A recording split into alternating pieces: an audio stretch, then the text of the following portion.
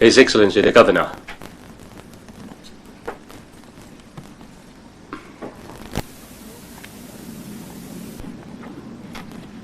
The policy speech is about to begin, entitled Hong Kong Transition. It's expected to last 1.5 hours.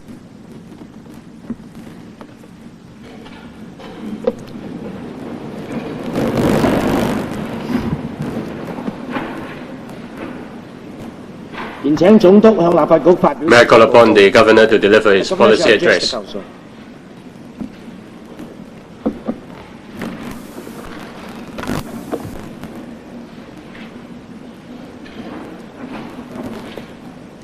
Mr. President, when I spoke almost a year ago to this legislature, which had just been wholly elected for the first time in Hong Kong's history, I made it plain that my 1995 policy address would be the last that I would give in the conventional form and manner.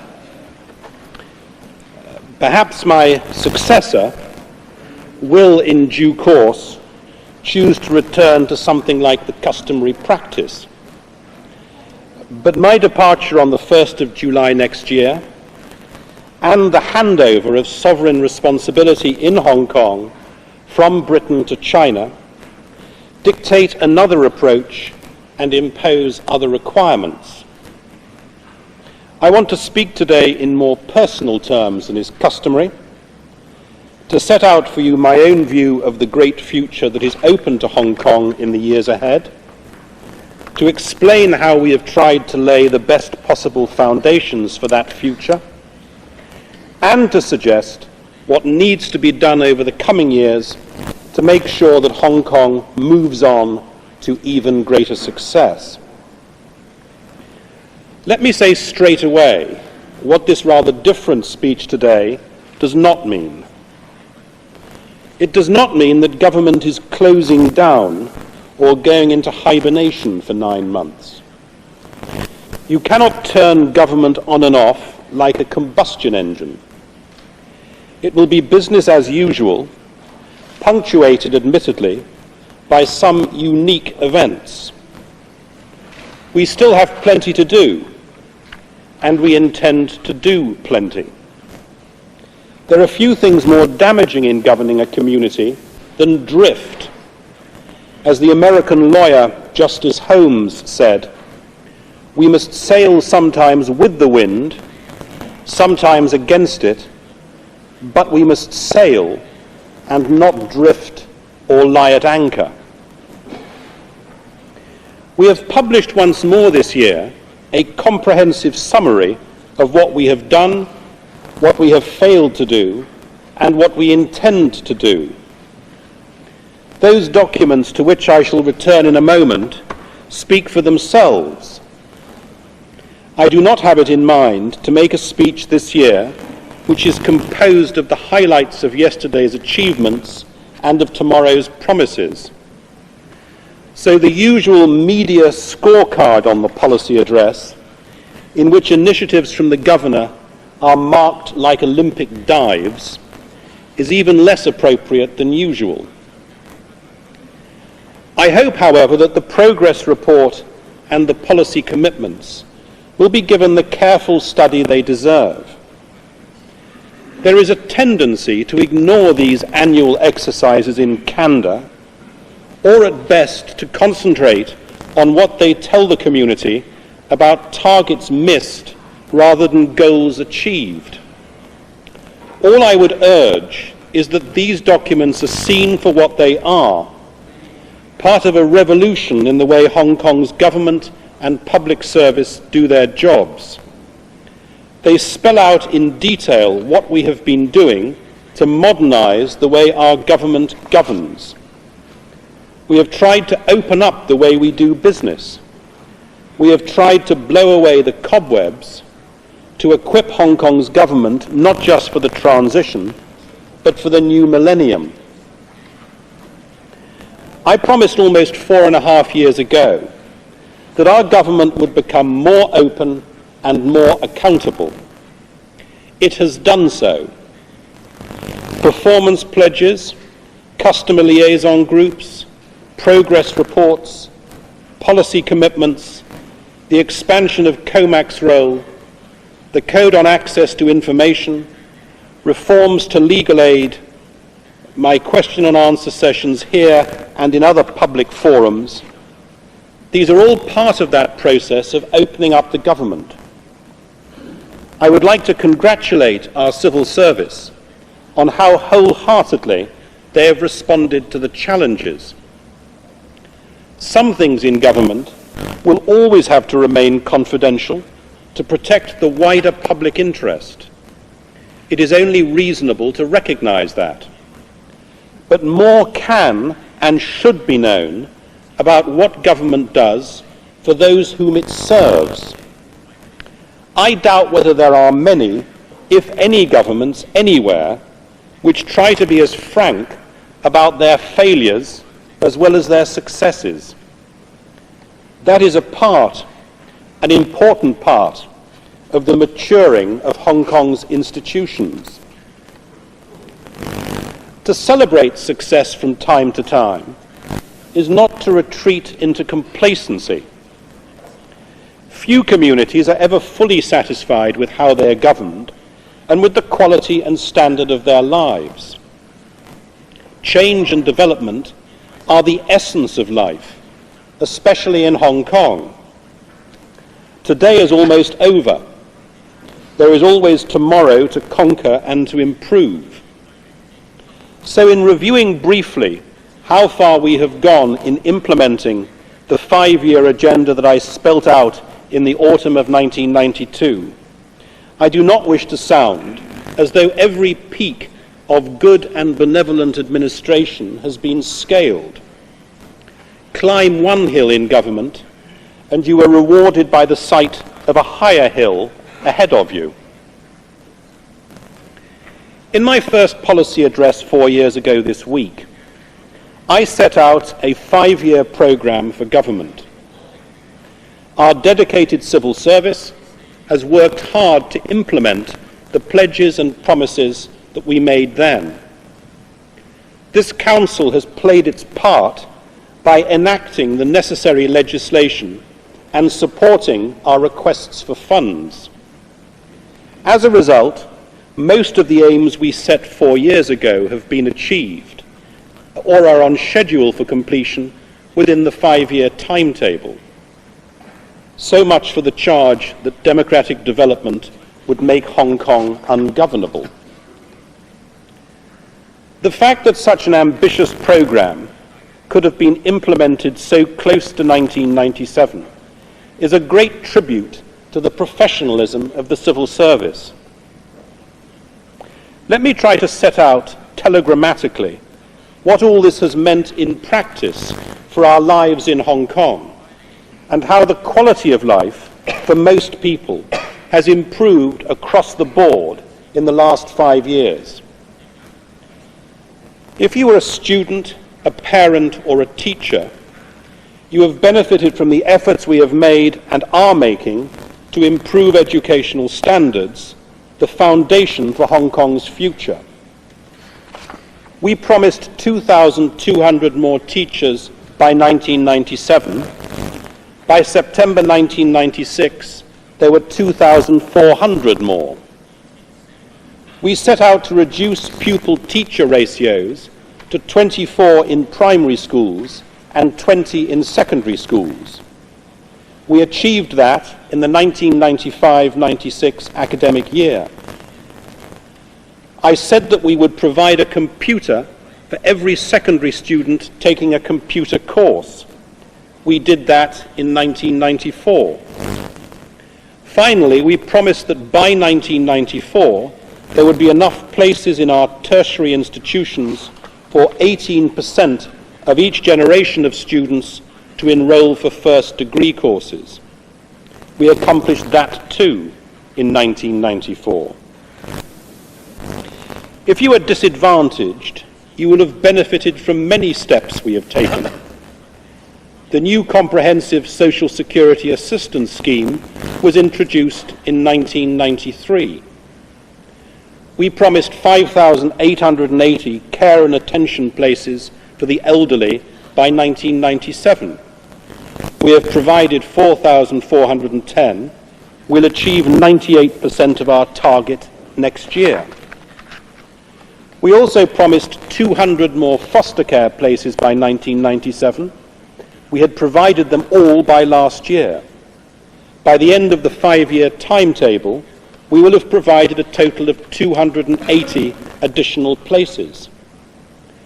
We've launched a major drive to improve standards of care for mental patients, including a massive modernisation of Castle Peak Hospital, with the help of a generous donation from the Hong Kong Jockey Club.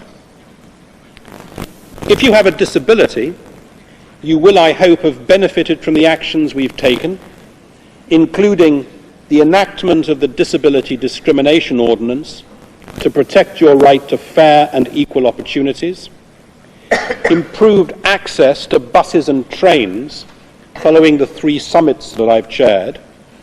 In addition, regular rehab-bus services have expanded by nearly 60% and their dial-a-ride services by over 130%. And we have also expanded the number of supported employment places from 30 to 950 and residential places for children by more than 10 times. If you are sick, you will have had access to steadily improving health care over the last 5 years. We promised 4,200 more hospital beds. Nearly 3,000 have already been provided. The rest will follow next year. We gave an undertaking to open 13 new clinics by 1997. 10 have already opened, and the others will be ready next year on schedule. We pledged to cut waiting times at accident and emergency clinics from 60 minutes to less than 30 minutes. We've done so. If you're concerned about housing, there are now more flats available and far fewer temporary housing areas. Our aim was to build over 100 new flats every day. We are doing so. We're meeting all of our targets on temporary housing areas. In 1992, over 65,600 people lived in temporary housing. By the end of this year, we will have cut the number by some 48,000, despite new arrivals in Hong Kong from China at a rate of 150 a day. We will have cut the number of temporary housing areas from 55 to 19. Over the next few years, we will provide better interim housing for those who need it. And we introduced the sandwich class housing scheme with the target of providing new homes for 30,000 families between the period 1995 and 2003. If you're concerned about Hong Kong's environment, as we all should be, you will no doubt wish we had done more. But you can take some encouragement from the fact that since 1992, we have cut pollution in rivers and streams in the new territories by 70% through the livestock waste control scheme. 80% of petrol now sold is unleaded, and 50% of vehicles now use catalytic converters. Before 1992, hardly any did so. We have curtailed emissions from new vehicles. Dust emissions are down by 50% and sulfur dioxide by 40%. We are now urgently examining alternative fuels for diesel vehicles. And we have in place a proper strategy to dispose of Hong Kong's waste. Since 1992, we have built 3 new strategic landfills and 2 new refuse transfer stations. If you're concerned about crime and the safety of our community, you should be encouraged by the fact that, compared to 1992, our overall crime rate in the first 8 months of this year was down by 9%, and according to the latest figures, is projected to be at a lower level this year than it was a decade ago. How many other cities in the world could make that claim? The violent crime rate in the first 8 months of this year is down by 23% on the same period in 1992. our crime rates are about the same as Singapore's, and our crime rates are much, much lower than those in London, New York, Tokyo and Toronto. Drug addiction was down nearly 5% in 1995 on the year before, 7% amongst the under 21s. And since 1992, we have put 1,500 more police officers into the front line, helping to beat crime around the clock. Hong Kong is a very safe city by international standards, a great tribute to our excellent police force, to the commitment of the whole community in the fight against crime, and to the social stability that we have preserved in Hong Kong. If you're concerned about the problems posed by Vietnamese migrants, you will have noted that the numbers involved at 12,000 are now much smaller than the 50,000 in 1992. We're currently repatriating about 1,400 a month with the objective of clearing the camps as soon as possible.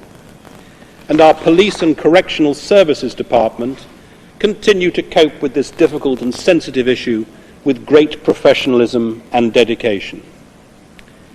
If you were a businessman, you would have been pleased that our economy has continued its 35 years of uninterrupted economic growth. In particular, you will have benefited from the measures we've taken since 1992 to help business.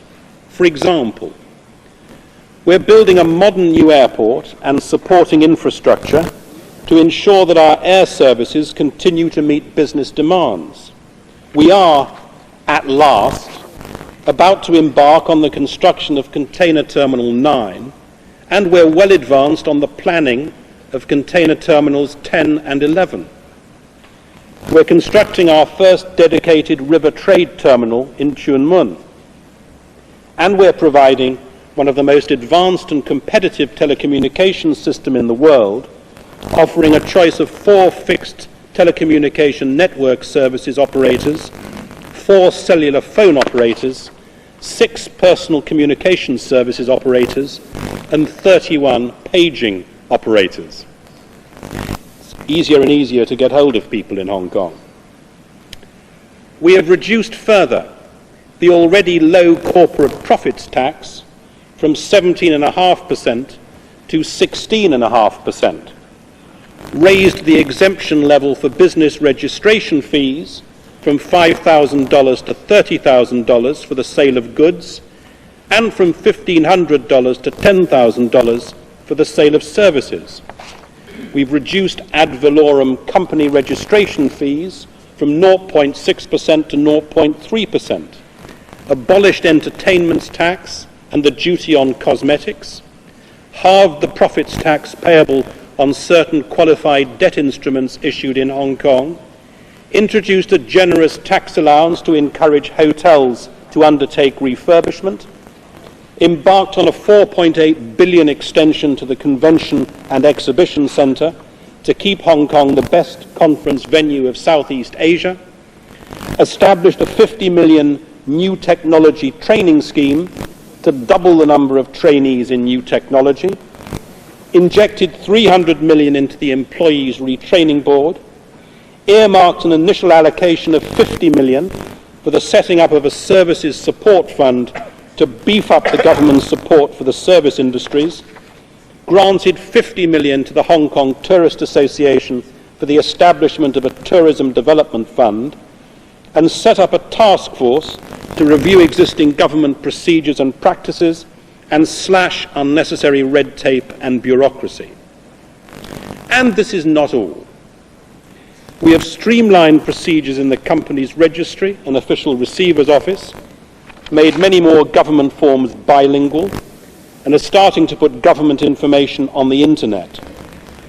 We're expanding the company's registration's computer database and aim to make it possible to access key information on companies online during 1998. We will allow authorized institutions to submit their returns electronically to the Hong Kong Monetary Authority. We've also set up a task force on services promotion to develop the policies and programs necessary to support our continued success as a major global and regional services centre. And we have set up a Small and Medium Enterprises Committee to advise the government on how to improve the environment for smaller businesses. Despite the cost of this massive programme that I've been describing, Hong Kong tax rates are among the lowest in the world. 60% of the working population pay no salaries tax at all, and only 2% pay at the hardly onerous top rate of 15%. And for most people, the tax burden is even lower now than it was in 1992. Since that year, we have increased the basic and married persons allowances by 44%, increased the first child allowance by 16%, increased the second child allowance by 56%, increased the basic dependent parent allowance by 33%, and the additional dependent parent allowance by 71%, and increased the single parent allowance by 44%. And all these increases are over and above inflation. As a result, the median income family with 2 children in Hong Kong now pays no salaries tax at all.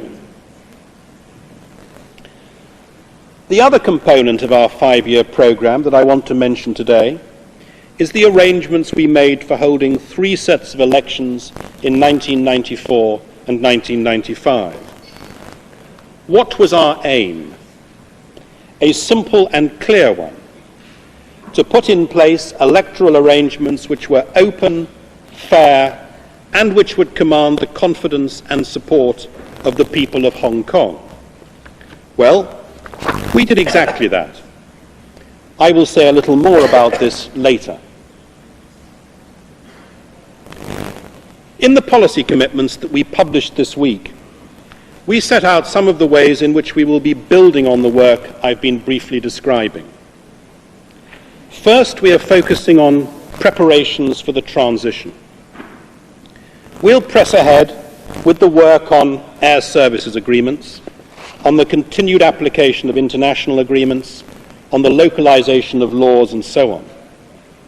We'll continue to train our civil servants to upgrade their Chinese language skills, to learn more about China and China's system of government, and to see that China understands more about ours.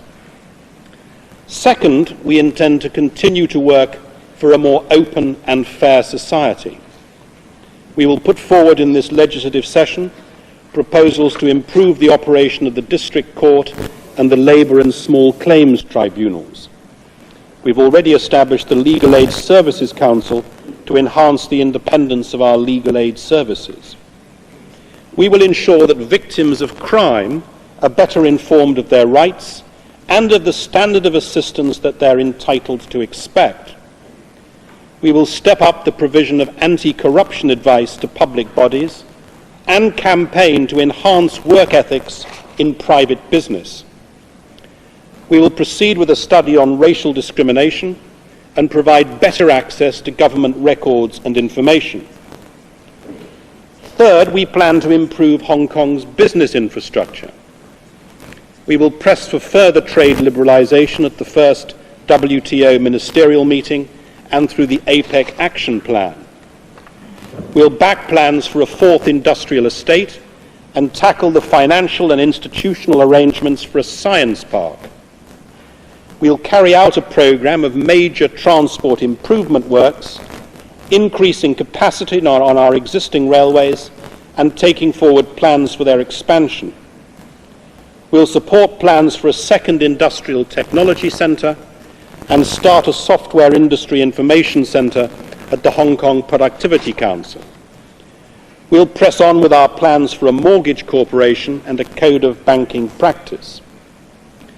Fourth, we want to improve services to the community. The Housing Authority will introduce a charter for those in public housing, and the public bus companies will draw up their own service charters. There will be improvements in our police complaints system and reviews of our immigration clearance procedures and of our healthcare system. We're strengthening efforts to combat child abuse by establishing special committees in all districts, by specialised training for social workers, police, lawyers and other professionals, and through a witness support programme when cases reach the courts. We'll set up a new support network for the elderly. There'll be an increase of nearly 20% in the staffing of social security field units. All government secondary schools will have access to the internet. A new Putonghua radio channel will be launched on RTHK in March next year. Fifth, we have programs to make Hong Kong a better place in which to live and work. We've just launched a safety charter and will bring in new safety legislation. We'll improve mediation procedures in industrial disputes and promote the rights of employees. We will relax the resale restrictions on home ownership scheme and private sector participation scheme flats. We will raise the sandwich class housing scheme income limit and launch a further phase of low-interest loans under this scheme. We'll help public transport operators to introduce a smart card system to make travelling on public transport more convenient. We'll provide more spaces for goods vehicle parking, initiate a trial park and ride scheme, consider a range of new measures for reducing rail and road noise, and phase out the use of noisy diesel and steam hammers in built-up areas. Control of smoky vehicles will be stepped up, more rigorous smoke emission tests introduced, and stronger action taken against offenders. An all-out effort will be made to reduce municipal waste. A draft waste reduction plan will be published soon, explaining what the community can do to reduce waste and recycle resources. In the aftermath of the successful performance by our Olympics and Paralympics teams, we will increase support for our athletes through the Sports Development Board and the Hong Kong Athletes Fund. These are just a few of the proposals set out at length in our report on policy commitments for the years ahead. I say a few deliberately. I didn't believe that the Council or the community would want me this year to give, as I've done in other years, a comprehensive list of future initiatives. There are other things to talk about today. But that doesn't mean that we have little to do over the coming months. Anyone who thinks that the Hong Kong government is going to take the afternoon off, anyone who thinks that we're going, as some have advised, to tiptoe meekly through the next few months should just open either this document, the policy commitments, or this document giving the main points from it. As I said, there's plenty for us to do, and plenty is what we will do. Our motto is not steady as she goes, but full steam ahead. This ambitious programme is only possible because of the continued success of Hong Kong. Success in Hong Kong is the result of a combination of factors. This is a Chinese city. Its success is the result of the hard work and skill of its Chinese men and women. It is also a city over which, for a century and a half, Britain has held stewardship. We have tried to exercise that stewardship in a way which has been true to our political values. Those values have been institutionalized in the rule of law and a meritocratic, politically neutral civil service. Increasingly, the law has been administered and enforced by local people, and the civil service staffed by them too. The localization of the public service has necessarily been speeded up since 1992, but not, I hope, at the expense of acknowledging the role that has been played and will continue to be played by expatriates.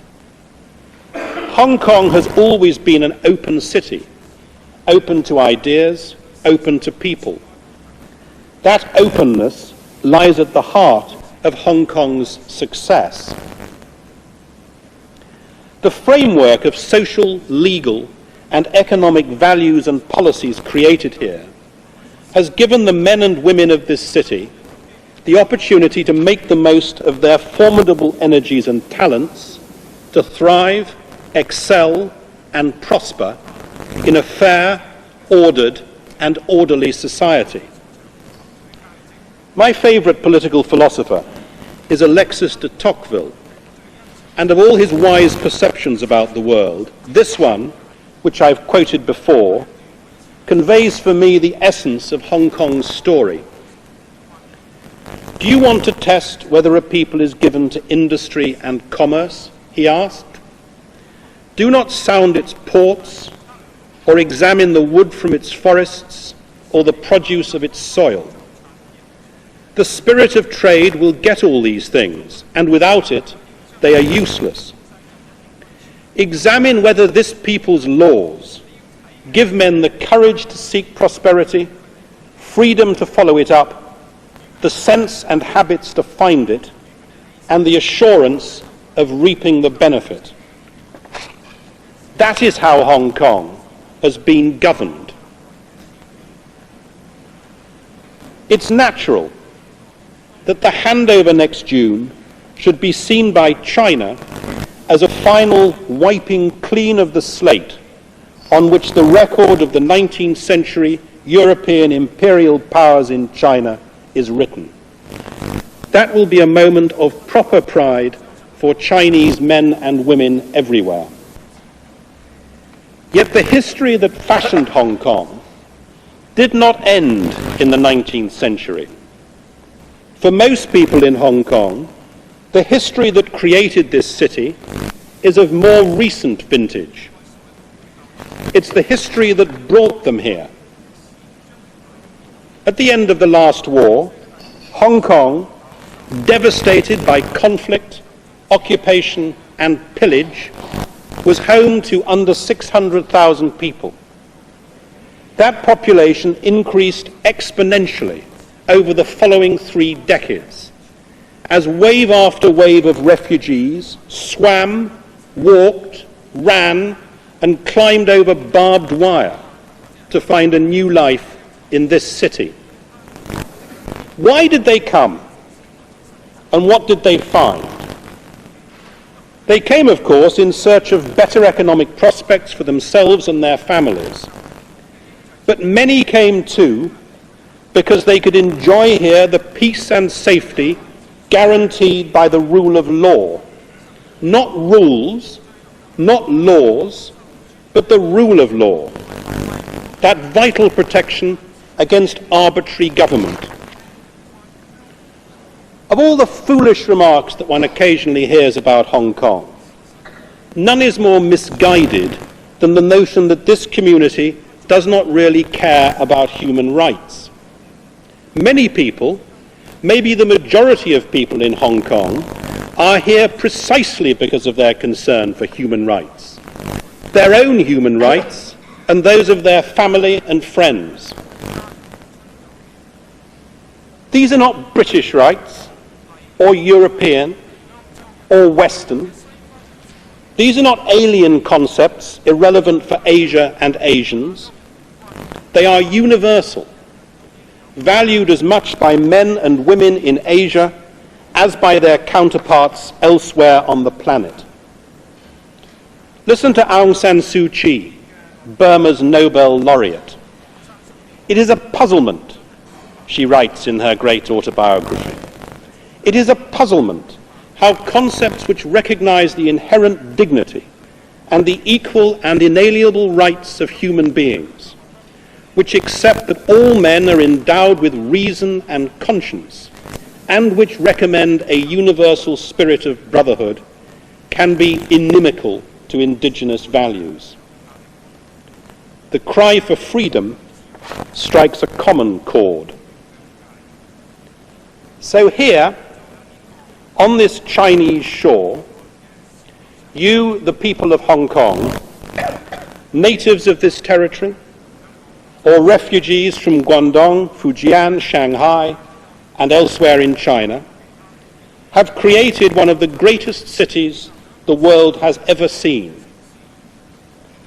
Do we celebrate that success best by looking at our skyline, or at the cranes and the dumper trucks, or at the bustle of the waterfront and the bourse, or at our new hospitals and universities, or at the compassion of our charities and the selfless dedication of all those who give themselves to social work? Or do we try to form a picture from the parade of statistics? The statistical picture is incomplete, because it was only in 1961 that our free market mentors allowed the collection of figures that produced a baseline. When we calculated in those days what Hong Kong was worth, its GDP, the figure was 7 billion Hong Kong dollars. Today it is 1,105 billion Hong Kong dollars, equivalent to about 20% of China's GDP. When we calculated our GDP per head in the same year, the figure stood at 410 American dollars. Today it is 23,200 American dollars, even higher than Australia, Canada, and, I whisper it quietly, the United Kingdom. Hong Kong is the 8th largest trading community in the world. We have the 7th largest foreign exchange reserves, the 8th largest stock market with a capitalization of 304 billion US dollars, and we're the 5th largest center for foreign exchange dealing. We have the world's busiest container port and the 3rd busiest international passenger airport. We are building what will be the 2nd busiest airport. Even during periods when calamity rather than success was predicted, the story has been the same. Since the joint declaration was signed, ushering in a period, if we were to believe some pundits, of retreat, retrenchment, and worse, Hong Kong's GDP has almost doubled in real terms. The fiscal reserves have increased almost 6-fold. Exports by almost 330% in real terms. Investment by over 120%. Since I arrived, but not, I hasten to add, because I arrived, GDP has grown by almost a quarter, and the reserves by a similar proportion. Exports have risen by nearly 2/3 and investment by over 40%. We have been through some stormy seas during that time, stormier than any of us would have liked. Some feared that the vessel might founder, but we stayed true to our course, true to ourselves. Hong Kong has weathered the storms and emerged into what I hope, are calmer waters, stronger, more self-confident, and better equipped to face the challenges of the future. It is our economic advance, accompanied and spurred by cuts in the taxes on business profits and on personal pay packets, which has funded our progress in education, welfare, healthcare, training, and the rest. We all recognize that our economic success is part of a region-wide story. When the tide comes in, all the boats rise. And we've been specially fortunate to share in the fruits of China's economic revolution of the 1980s. That has been one of the most important developments, not simply for China and Asia, but for mankind. Hong Kong has benefited from that opening of the doors and windows, and Hong Kong has been an enthusiastic contributor too. We have been the largest source of external investment in China. We've invested in factories right across the south of China and beyond. We've built all that plant and helped to manage it. Hong Kong has provided much of the software, the people, the services, the ideas, as well as much of the money for China's peaceful revolution. The benefits have flowed in both directions. China's success is Hong Kong's opportunity. That is the case today. It will be so even more as Hong Kong takes its place as the richest, most outward-looking and most modern city in China. Our economic and social accomplishments here will give the new government of the Special Administrative Region the best possible start in life, even as it sets its sights on exceeding the achievements of recent years. It will be protected from hazard by the proceeds and results of those achievements. By the end of this financial year, 3 months before the handover, Hong Kong's fiscal reserves will total almost 150 billion Hong Kong dollars.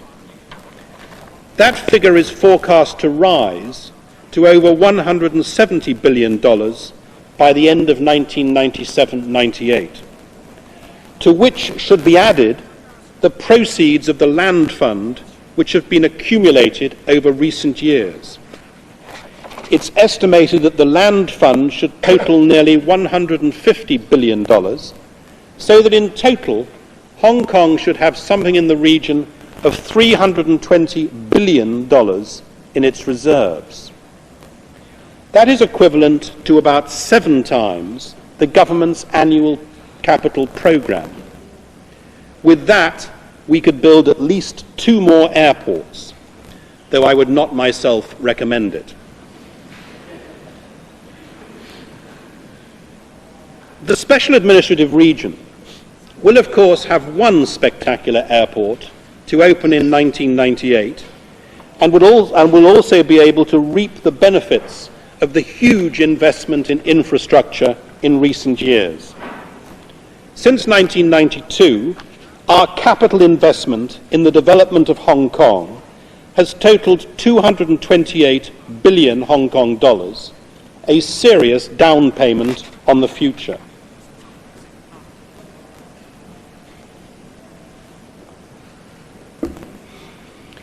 It is not for me to try to chart that future.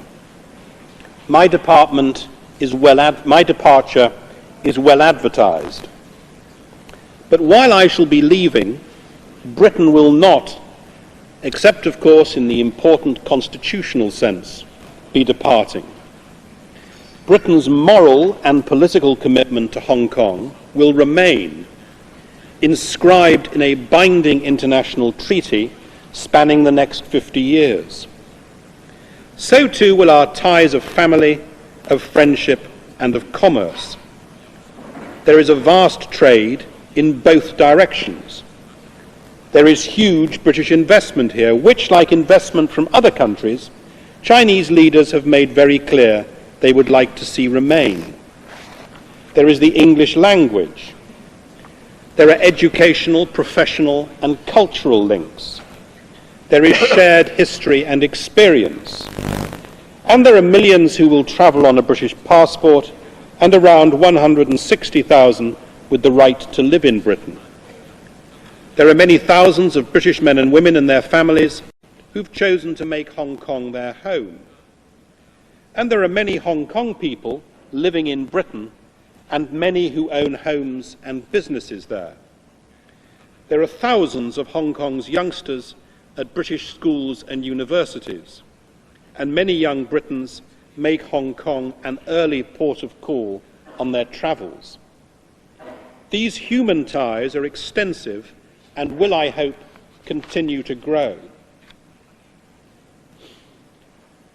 People talk about the unique nature of the events next June. For Britain, this transfer of sovereignty is unusual for one principal reason. The end of empire elsewhere has meant the beginning of independence. Britain, described by Nelson Mandela as the home of parliamentary democracy, has launched hitherto dependent territories into sovereign and democratic independence. For reasons of history, that was never an option in Hong Kong. And in these unique circumstances, Britain sought to negotiate with China a treaty which would guarantee the survival here of those values which have made Hong Kong successful and have given it a market economy, the rule of law, and the institutions and habits of civil society. Britain also sought to secure for Hong Kong in the future the same degree of autonomy in social and economic matters that it enjoys today. The difficulties and the arguments associated with trying to turn the aspirations of the treaty into reality should surprise no one. These difficulties have been characterized in recent years by a tendency on the part of some to describe the journey from the original drafting of the treaty to today as though it could be neatly split into two phases: a period of fruitful and harmonious cooperation until the argument over electoral arrangements in 1992-93, followed by relentless and largely profitless hard-pounding since then. That is a travesty of history, in which some of the participants appear to have rewritten their own parts. Any informal trip down memory lane, for instance, with the help of a few newspaper cuttings, tells another tale. It's been tough going right from the earliest disagreements about whether Hong Kong civil servants could be part of Britain's joint liaison group team. Since 1989, the arguments have been sharper and more prolonged over the Bill of Rights, the British nationality scheme, and the airport.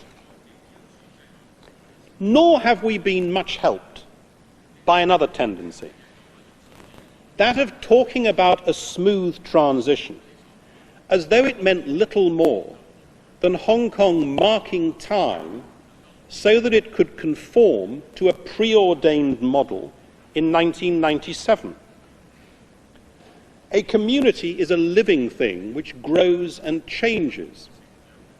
A smooth transition is certainly not an end in itself. What we want is a successful transition, which we would also like to be as smooth as possible. But reaching the right destination is more important than the occasional bump along the way. We have also sometimes suffered from the pretense that things are other than they are, and that words mean other than what the dictionary has always told us they mean. Freedom of speech, the obligations under the international covenants, the political neutrality of the civil service, elections, cooperation. All those things should be clear, but they have provoked storms of debate. Despite all these problems and nuisances, we have made substantial, if sometimes slow, progress in the Joint Liaison Group. We have agreed the arrangements to preserve Hong Kong's autonomy in international economic affairs and to ensure the continued application of many international rights and obligations. We have agreed many bilateral arrangements with other countries covering matters like air services, investment promotion and protection, and the surrender of fugitive offenders. We have reached agreement on the localization of many of our laws and the validity of a number of major contracts straddling 1997. We have agreed on the establishment of a court of final appeal in Hong Kong and in the continuity of the judiciary. We have agreed on the future of the military estate. We've agreed, finally, on the funding of our airport and on the issue of travel and identity documents. Unfortunately, there is still a significant amount of work to complete, and time is short. This work includes the transfer of government, legal matters, for instance, the conclusion of the localization of laws programme, immigration issues, and economic issues, for example, air services agreements. With determination and energy on both sides, I am sure we can finish most of this work. It will be inconvenient and worse if we are not able to do so.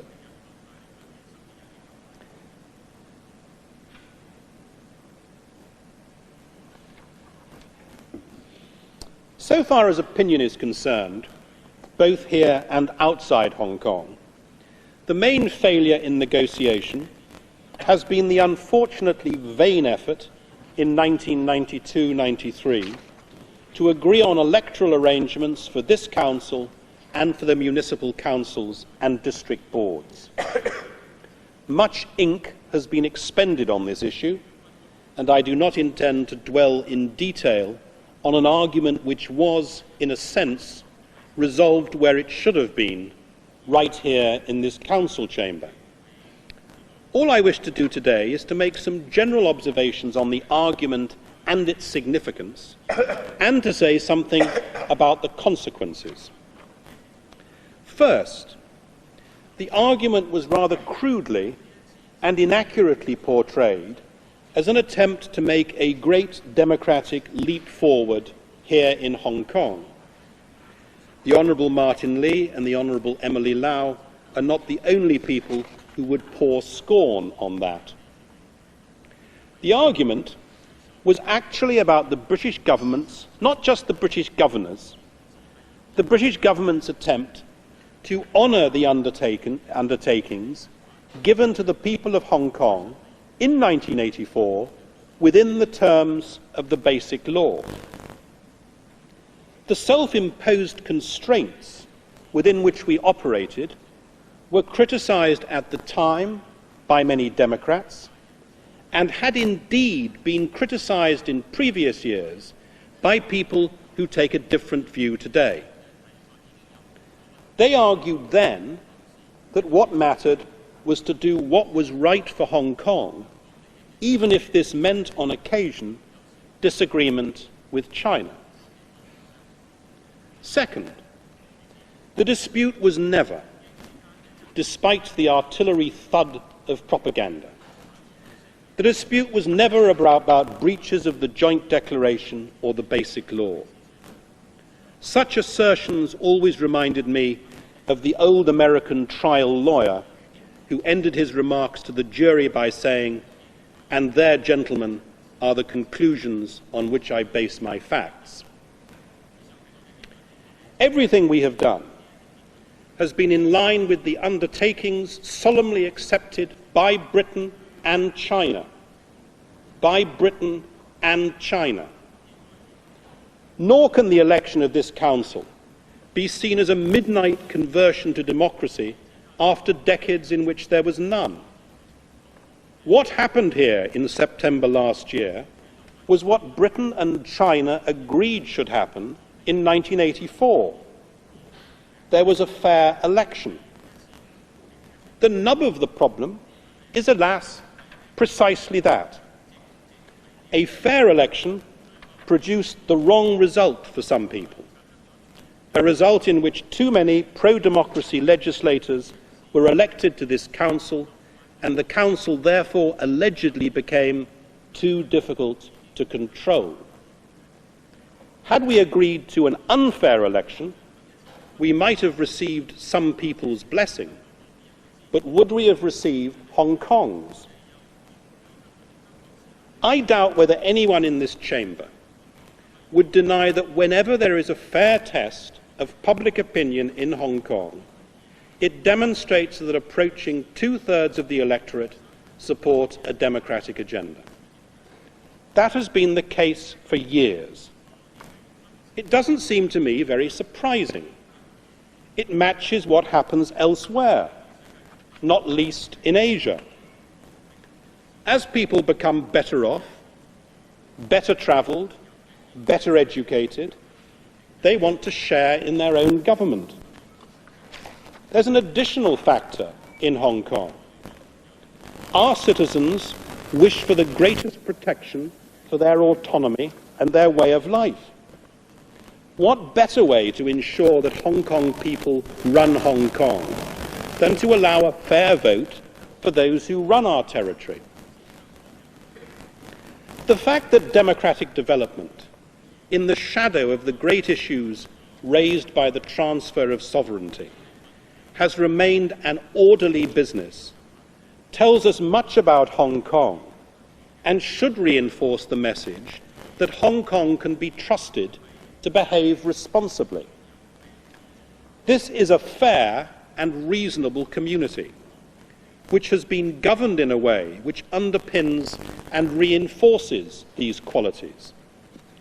That is an approach which, I suggest, is more likely to maintain the trust and support of the community for its government than one which, in defiance of the promises made, seeks to snuff out legitimate aspirations and shut out those politicians who can most authoritatively claim to hold a popular mandate. I've been glad to read recent statements by Chinese officials that they would welcome a dialogue with the Democrats. I wish any such discussions well. If a real dialogue develops, which I fervently hope it will be greeted with applause and relief in Hong Kong and around the world.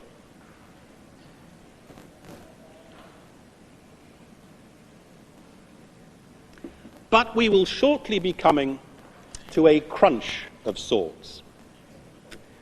If the electoral arrangements that the previous Legislative Council endorsed are to be replaced, a bad policy, but one that we are told will not, sadly, be reversed, then will what is to be put in their place accommodate democratic views and pro-democracy legislators? We know how our system has worked. The main strength of democratic legislators is based not in the functional constituencies and the election committee. Controversy raged over those arrangements. The outcome speaks for itself. The principal democratic strength lies in the geographical constituency seats, whose number is set to increase under the Basic Law. So you can only reduce the democratic presence in this chamber if you tamper with the arrangements in the geographical constituencies. We shall watch and see. So too will the world. Which brings me to my last point on this subject. People have focused on this argument for two reasons. They worry first that a reinterpretation of the meaning of elections may be followed by reinterpretations elsewhere. If you act in a way which raises suspicions of bad faith in one area, you shouldn't be surprised if questions are asked and skepticism is stimulated about your intentions in others. The role of this institution, its credibility and legitimacy, lies at the heart of wider doubts about the future of pluralism and freedom in Hong Kong. How can you have complete faith in the future of the rule of law if you worry about the integrity of the institution which makes the laws? How can you have complete faith in the future of free speech if this assembly only allows it for some? How can you have complete faith in the future probity of government if openness and accountability are to be limited by what is deemed to be politically convenient? This Legislative Council has been and will remain a potent symbol of what sort of society Hong Kong is today and could and should be tomorrow. Britain has made clear repeatedly to Chinese leaders that it would be wrong and damaging to scrap this council and replace it with a non-elected body.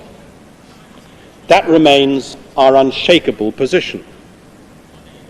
We believe that there is no reason why this council should not be allowed to serve the full 4-year term for which it was elected.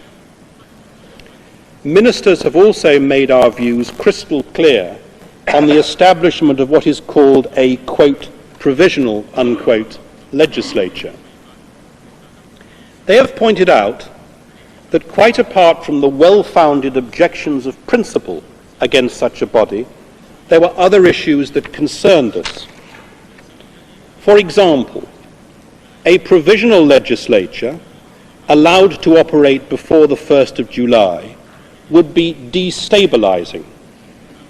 We have spelt out in detail why such a body would be wholly unnecessary. Some of its alleged tasks have been or are being dealt with through other channels. In other areas, no formal decision or action is required before the 1st of July 1997. The bulk of any preparatory groundwork for the establishment of the SAR government will fall on the Chief Executive Designate and his or her team, in line with our well-established executive-led system. A number of articles of the Basic Law set out clearly the procedure that needs to be adopted for the development of policy and the introduction, consideration and approval of legislation in the Special Administrative Region. Any laws that emerged from a provisional legislature without being subject to this procedure would inevitably be vulnerable to subsequent legal challenge in the courts. British ministers have also drawn Chinese leaders' attention to the provisions of paragraph 4 of the Joint Declaration. I quote, "The Government of the United Kingdom and the Government of the People's Republic of China declare that during the transitional period between the date of the entry into force of the Joint Declaration and the 30th of June 1997, the Government of the United Kingdom will be responsible for the administration of Hong Kong with the object of maintaining and preserving its economic prosperity and social stability, and that the Government of the People's Republic of China will give its cooperation in this connection." That statement could not be much plainer. A provisional, quote-unquote, legislature is bad enough. The suggestion that it could operate in parallel with this council makes a bad idea even worse. I sincerely hope that even at this late stage, this bad idea can be thought about again. It is unnecessary, I repeat, it is unnecessary as well as provocative, and we will have nothing to do with it. We will not assist a, quote, provisional, unquote, legislature's establishment, its operation, or its ability to withstand legal challenge. We will, however, be as unequivocal in a positive direction in the help that we give to the Chief Executive Designate. I wish to stress this point and to clarify one issue. It is my obligation and my desire to give the greatest possible assistance to my successor. I say that without qualification, save what I have just said about a provisional, quote-unquote, legislature. I cannot now specify in what precise ways we will help. My successor will have an agenda, and I do not want to preempt that. The civil service will be preparing for the obvious eventualities. We've prepared for the allocation of office space, for staff, and so on. And we'll be in a position to help, not overwhelm, but help the Chief Executive Designate, however that assistance is required. The Chief Executive Designate will ask, and we will seek to deliver. That is as it should be, and that is what the community would want and expect. Naturally, we have conveyed this assurance to the Chinese side. The point of clarification is this. It is sometimes suggested that we would give more help to a successful candidate whom we had favoured over other rivals for this onerous post. That is complete nonsense. We have no candidate. The selection is not for us. We have not, will not, and would not seek to interfere in the selection process. Whoever is the winner, our open-handed support will be the same.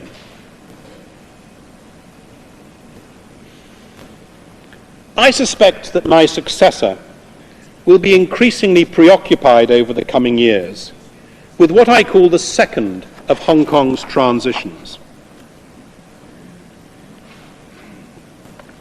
We have been going through two transitions in recent years. The first is the transition from British to Chinese sovereignty. The second is the transition from a struggling developing economy to a great international business and financial centre. And then to what? What is next? Some argue, not without good cause, that Hong Kong can become the principal financial centre and commercial dynamo on this continent, the New York of Asia. It's not a fanciful notion, but we still have some way to go. In some ways, we're playing a similar role already to that which New York played at the turn of the century when it helped to open up the rest of the North American continent and to funnel know-how and investment to it. Hong Kong can aim for the stars. After all, Hong Kong people have already proved so much.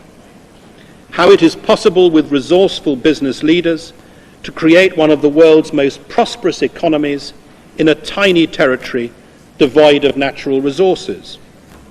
How to create a soundly based, adaptable, socially responsible market economy that still outpaces the competition. How to remain open to the world while retaining a distinct identity. How to entrench the rule of law, root out corruption, and beat crime while upholding personal rights and freedoms. How to grow from a post-war ruin to the great international city of today. No wonder so much of Asia looks to Hong Kong as a model. It's not going to stop doing so on the 1st of July 1997. The development of Asia will surge on, and so will that of Hong Kong. The increase in the disposable incomes of Asian workers and their families promises to be the most powerful engine of economic growth for the next generation. Across Asia, market economics and the hard graft of millions of people are helping to consign shanty towns and squatter huts to history. Countries and governments are wrestling with the consequences of rapid economic change, of growing income differentials, of inadequate legal structures, of corruption, of environmental degradation. At home, they try to accommodate political and social aspirations to economic advance.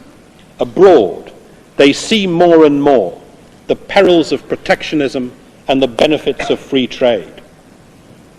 Against that background, we should ask, is the sort of place Hong Kong has become, the values which have shaped our community, a throwback to an outdated past in Asia, or a forerunner of what the future could be like in more and more Asian countries? Step outside Hong Kong for a moment. consider what those countries see when they look at this city. Our outstanding civil service, whose efficiency and professionalism have a world-class reputation. Our police force, which US law enforcers have described as the finest in Asia, and which plays a vital role, as do Hong Kong's other law enforcement agencies, in international cooperation against drugs, money laundering and terrorism. Our independent judiciary, enforcing the law fairly and impartially. Our free and energetic press, with its 58 daily newspapers and numerous other publications. Our freely and fairly elected Legislative Council. Our influential, independent role in international bodies like the World Trade Organization. Our unwavering advocacy as a matter of convinced and unshakable principle and practice of free trade. You don't have to be as savvy as a Hong Kong entrepreneur to see the opportunities that lie ahead. Hong Kong is a bridge, a vital link between East and West, and specifically between the West and China. Hong Kong represents the kind of Asia with which both West and East are comfortable. An Asia committed to open markets and open minds. An Asia committed to the rule of law and respect for human freedom. An Asia in which East and West mix so well, commercially, culturally, socially, intellectually. It offers, in that sense, a vision of the future for Asia. Will Hong Kong live up to these hopes? I believe passionately that it can do so and should do so if it sticks to the formula that has served it so well until now. All our efforts in recent years have been designed to make sure that it can. A few critics say that we are hobbling ourselves on the journey to an even brighter future. They argue first that increased democratization has gone hand in hand with galloping and unaffordable welfarism, that we are becoming a welfare state. I believe that Hong Kong can take considerable pride in the progress made in developing its programs to assist the deprived, the disabled, the disadvantaged. The benefits of our continuing economic growth do not flow evenly to everyone in our community, nor should we expect them to do so in an enterprise culture such as ours. Quite deliberately, our welfare system does not exist to iron out inequalities. It does not exist to redistribute income. Our welfare programs have a different purpose. They exist because this community believes that we have a duty to provide a safety net to protect the vulnerable and the disadvantaged members of society, the unfortunate minority who, through no fault of their own, are left behind by the growing prosperity enjoyed by the rest of Hong Kong. In recent years, the community's recognition of the need to help those disadvantaged by age, disability, or ill health has been reinforced by the contrast between their plight and the rising standards of living taken for granted by Hong Kong as a whole.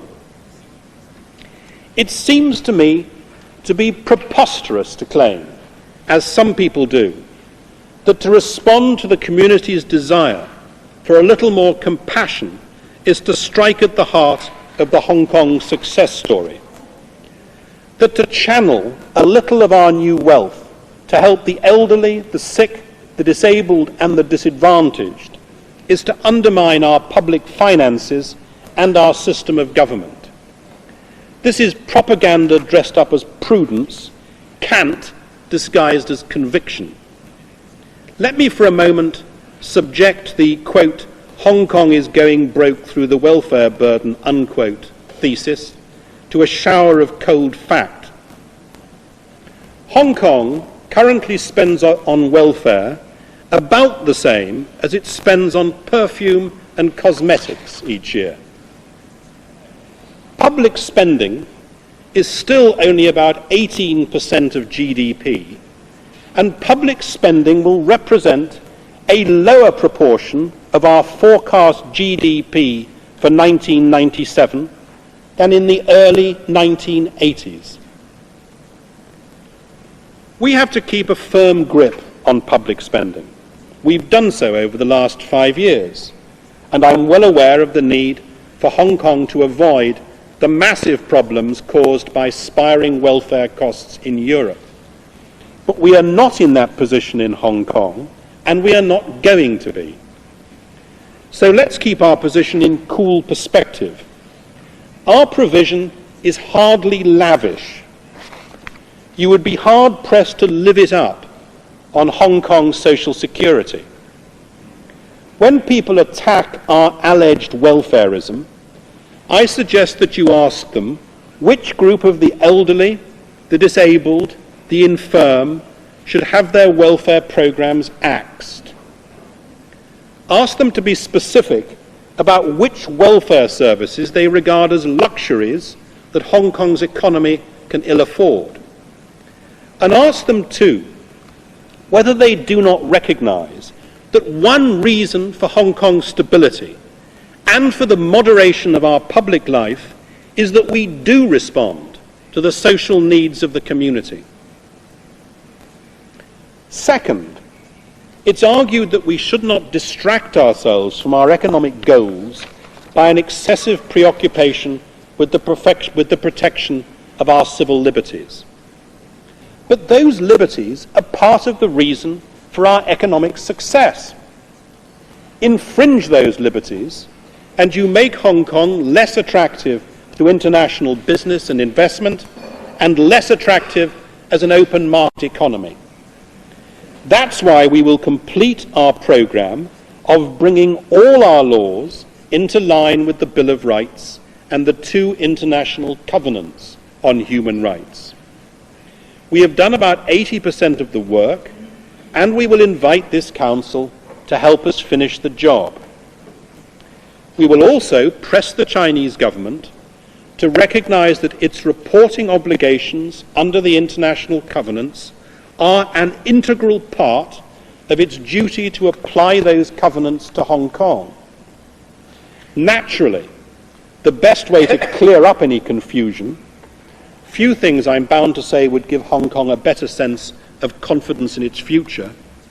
The best way to clear up any confusion would be for China itself to sign up to the 2 covenants. Third, some say that Hong Kong's entrepreneurial spirit is being regulated to extinction with both financial and environmental codes. That too is preposterous. The most successful cities of the future will be clean in both senses of the word. I want to stress in particular our determination to see that our financial markets earn and retain an international reputation for fair dealing. Exposing occasional examples of shoddy behaviour and taking firm action against them is not a cause of embarrassment for the government and the regulators. It is a sign of our maturity and our resolve. Fourth, it's argued that through some inexorable process, we are losing our competitive edge. In a way, I welcome the criticism while rejecting its premise. Welcome because it should help to keep us on our toes. Reject because there is scant evidence that it is true. The international verdict on Hong Kong remains pretty good. According to the latest report from the World Economic Forum, we are the 2nd most competitive economy in the world. Both the Heritage Foundation and the Canadian Fraser Institute have named Hong Kong as the freest economy in the world. Nor is it only the think tanks which are complimentary. Let me quote a few statements from the IMF's recent report on Hong Kong. Quote, "No adjustments to the basic policy framework are required at this stage. Indeed, the main challenge will be to resist pressures to adopt a more interventionist approach to policy making." Quote, "In the event, policy actions over the past year have given little reason to doubt the authorities' commitment to their underlying approach. Our staff agrees with the basic non-interventionist thrust of fiscal policy." Quote, "On the unemployment front, the authorities have resisted calls for activist macroeconomic measures, focusing instead on the microeconomic aspects of the problem. The staff views this approach as appropriate." Quote, "The staff has been encouraged by the widely held confidence and optimism concerning Hong Kong's prospects, both of which are well justified given the authorities' ongoing commitment to sound policies." Both of which, I repeat, are well justified given the authorities' ongoing commitment to sound policies. Most of the world's finance ministers, meeting in Washington this week, would give their limousines for an endorsement like that. Money still flows into Hong Kong, keeping our currency at the strong end of the link with the United States dollar. People and firms continue to come here. Over the last year, 582 new companies from abroad have set up shop in the territory. There are, it is true, worries about our costs, especially of domestic and office accommodation. We must continue to bear down on costs everywhere. Overall, it's worth remembering that inflation has fallen from about 12% the year before I arrived to 4.9% today, the lowest inflation rate recorded since 1987. That has happened with our trend growth rate remaining at 5%. I'm sure that my successor will want to chart the way ahead to completion of the transition that I have described. That will be for him or her to decide.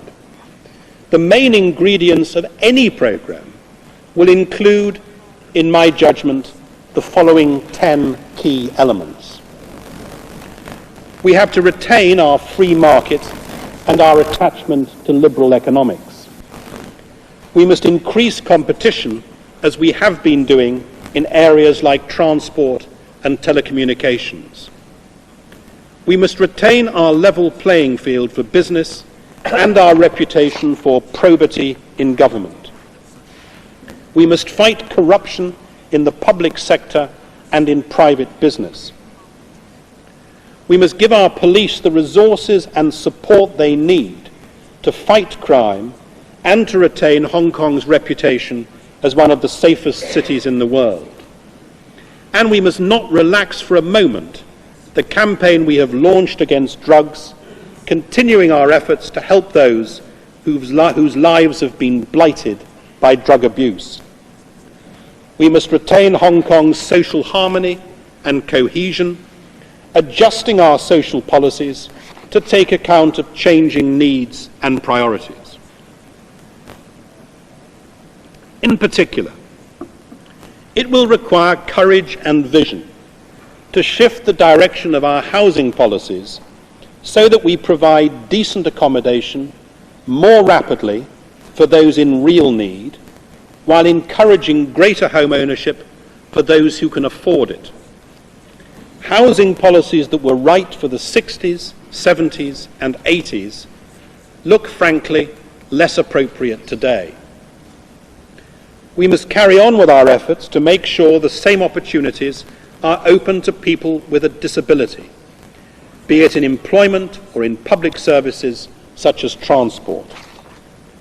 We have to continue our heavy investment in education, training and retraining, recognizing that our future prosperity will depend above all on the quality of our workforce.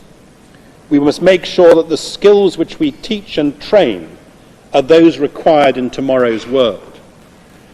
We have to develop arrangements to provide more effective help to the unemployed, in particular to enable them to find the vacant jobs that require their abilities.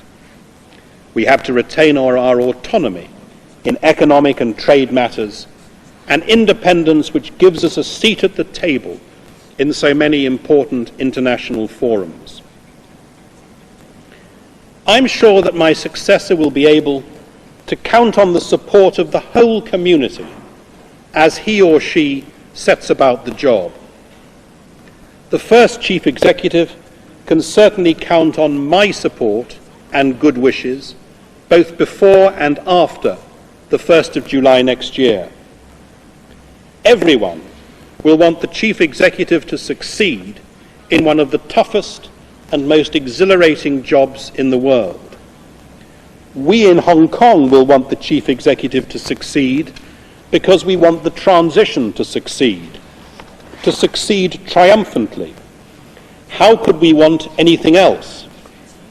We all want, Hong Kong to do better in the future after 1997 than it has done in the past.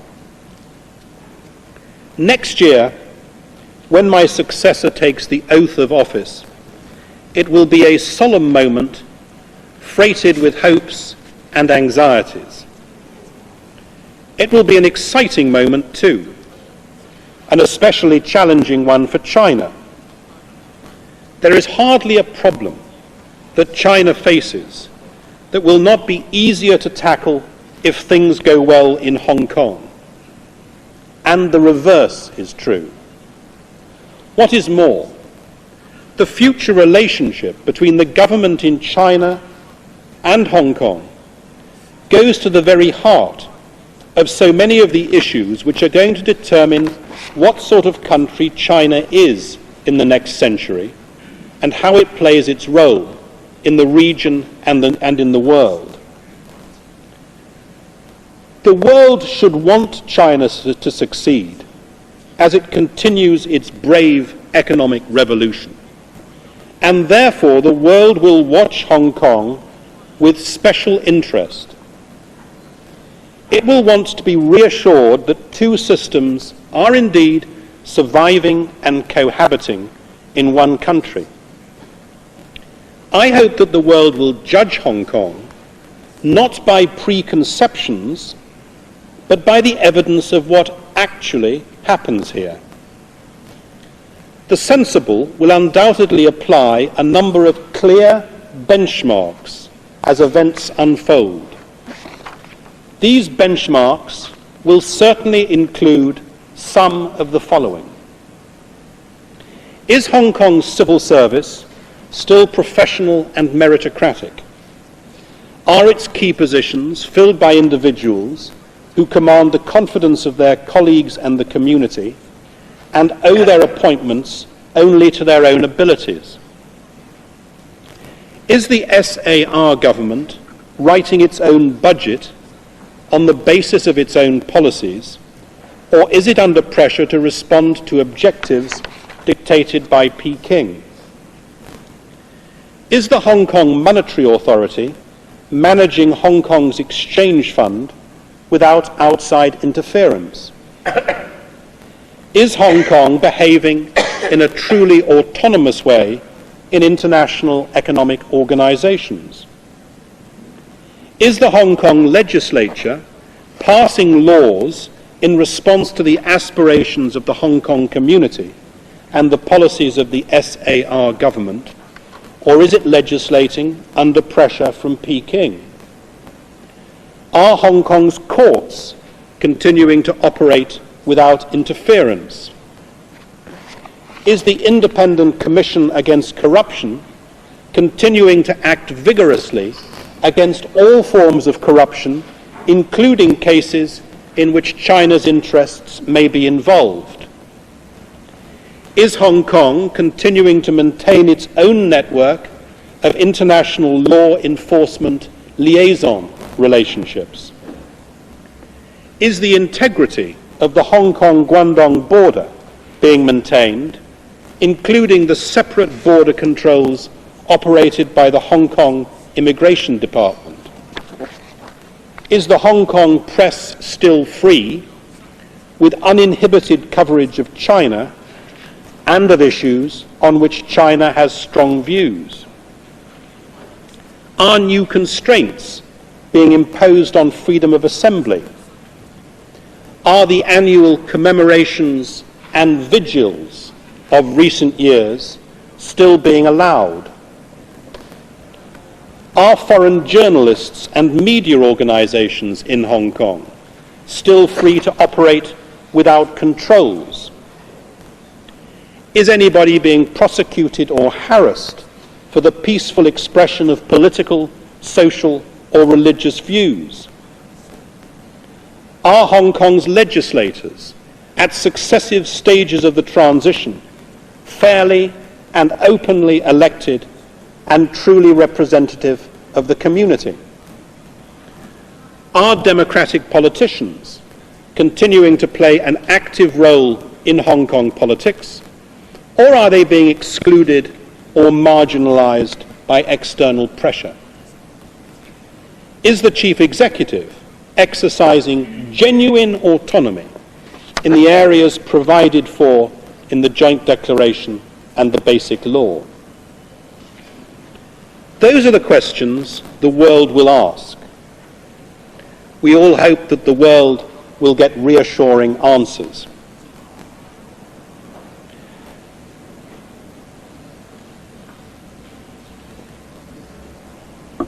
That solemn moment for my successor, to which I referred, will also be a grave moment for me as I leave Hong Kong. Governors have lived for Hong Kong. One or two have literally died for Hong Kong. But all have found Hong Kong in and out of office an all-consuming interest. Retired to our grey and green island, past governors have watched from afar with keen-eyed interest and doubtless occasional frustration as Hong Kong's history has unfolded. I shall do the same, carrying with me one frustration, gnawed by one anxiety, comforted by one certainty.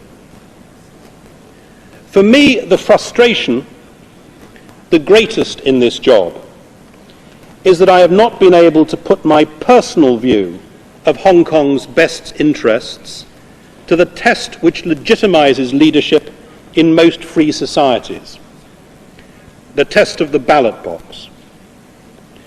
But Hong Kong has been promised that its government will develop so that that can happen one day, a day I hope I shall see, and a day that I shall be delighted to put down to China's credit and to the credit of those in this territory who have stood up bravely for the people of Hong Kong. My anxiety is this, and I want to stress this point with all the strength at my command. My anxiety is not that this community's autonomy would be usurped by Peking, but that it could be given away bit by bit by some people in Hong Kong. We all know that over the last couple of years, we have seen decisions taken in good faith by the government of Hong Kong, appealed surreptitiously to Peking. Decisions taken in the interests of the whole community, lobbied against behind closed doors by those whose personal interests may have been adversely affected. That is damaging to Hong Kong because it draws Chinese officials into matters which should fall squarely within the autonomy of Hong Kong. If we in Hong Kong want our autonomy, then it needs to be defended and asserted by everyone here, by businessmen, politicians, journalists, academics, and other community leaders, as well as by public servants. And what of that truth which more than anything else gives me confidence in Hong Kong? The truth is this: the qualities, the beliefs, the ideals that have made Hong Kong's present will still be here to shape Hong Kong's future. Hong Kong, it seems to me, has always lived by the author Jack London's credo. I would rather be ashes than dust. I would rather my spark should burn out in a brilliant blaze than it should be stifled in dry rot. I would rather be a superb meteor with every atom of me in magnificent glow than a sleepy and permanent planet. Whatever the challenges ahead, nothing should bring this meteor crashing to Earth. Nothing should snuff out its glow. I hope that Hong Kong will take tomorrow by storm, and when it does, history will stand and cheer.